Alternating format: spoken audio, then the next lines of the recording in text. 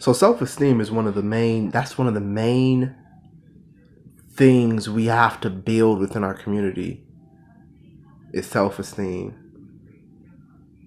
Because that's the way you view yourself, not the way other people view you, not the way the media portrays you, not the way people talk to you or talk about you. That's how you view yourself. If you view yourself that way, you choose how you're going to be treated at that point. There's certain things you'll tolerate, there's certain things you won't tolerate, but you'll choose that if you have self-esteem. If you don't have any self-esteem, you'll let people walk all over you. You'll let people do whatever to you. But if you even have a little bit of self-esteem, you will handle yourself with some respect and demand that other people give some type of respect to you as well.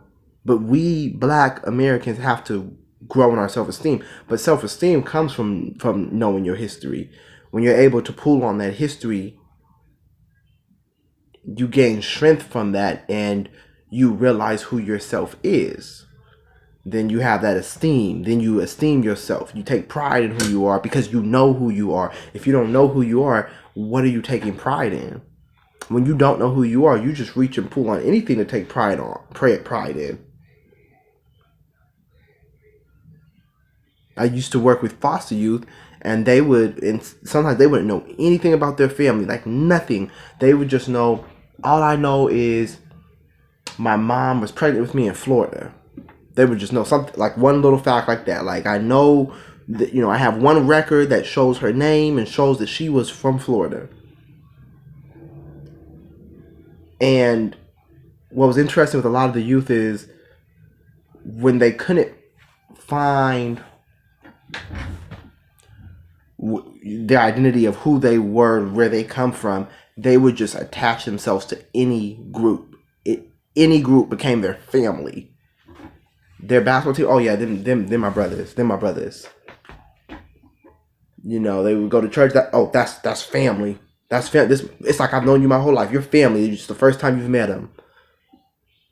If you're a youth counselor for them or whatnot, you're like my older sibling. You know what I'm saying? They attach themselves to anybody who gave them some type of worth or esteem because they didn't have that to pull back on. They didn't have their own esteem to pull back on. Like, oh, I'm good just knowing who I am and the people who produced me.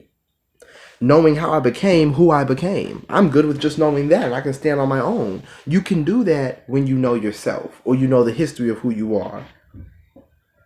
I'm not saying if you don't know who if you're a foster youth and you listen to this and you're like, I'm not saying you can't have self-esteem. You still can. A lot of those foster youth, they would go and learn about other people who were foster youth who still grew and became successful, overcame the mental challenges that you deal with when you're dealing with the foster care system and all of those things.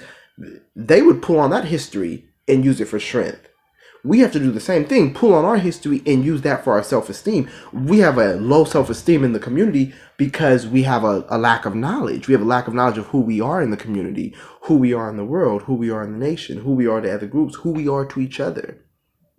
And because we have that lack of knowledge, we view ourselves lowly. We do not view ourselves as even worthy of certain standards of living. We don't view ourselves as worthy of certain organization. We don't view ourselves as worthy of certain leadership. Being able to just govern ourselves. I know a lot of Black people who they wouldn't even want to be governed under Black people because their view of Black people is negative. Oh no, we don't even want that. Black people, no.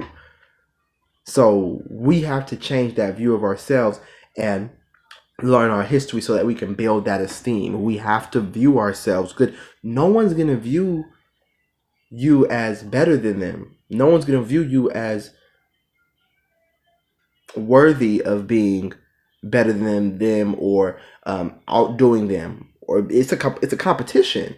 There's a competition all around in the world. People are competing for resources. People are competing for statuses. People are competing for places in life.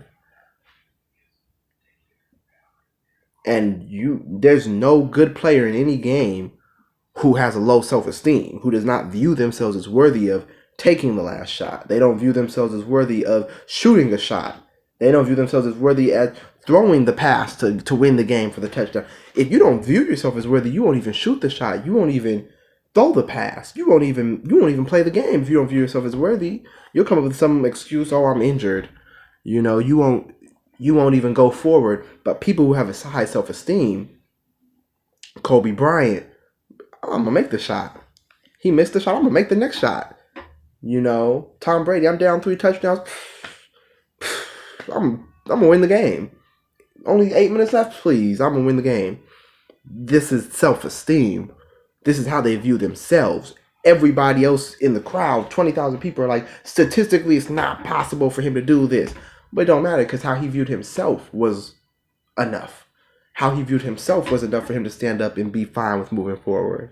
So we have to have that same mentality, viewing ourselves a certain way, regardless of how other people view us.